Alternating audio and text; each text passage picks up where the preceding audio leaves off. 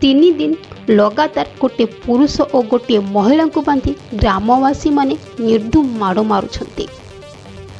आपण माने भाबुथिबे काहेकि एमानकु मारुछंती बोली। दर्शक बंधु यार कारण आपण माने जानिले कहबे बहुत लज्जाजनक।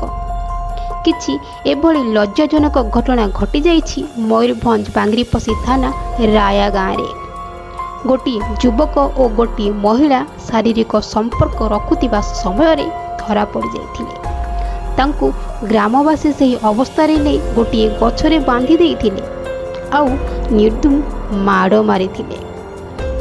दिने नुहे कि 2 दिन नुहे लगातार 3 दिन पर्यंत बांधिकी बाड़ेइथिले। पुलिस खबर पाई घटनास्थल को पहुंची युवक और से महिला को उद्धार करथिले। दर्शक बंधु आपण माने कहंतु कौन एक ग्रामवासी माने ये 2 युवक और महिला सहित ठीक करिसंती? कमेंट माध्यम निहाती भावे जणेबे। धन्यवाद।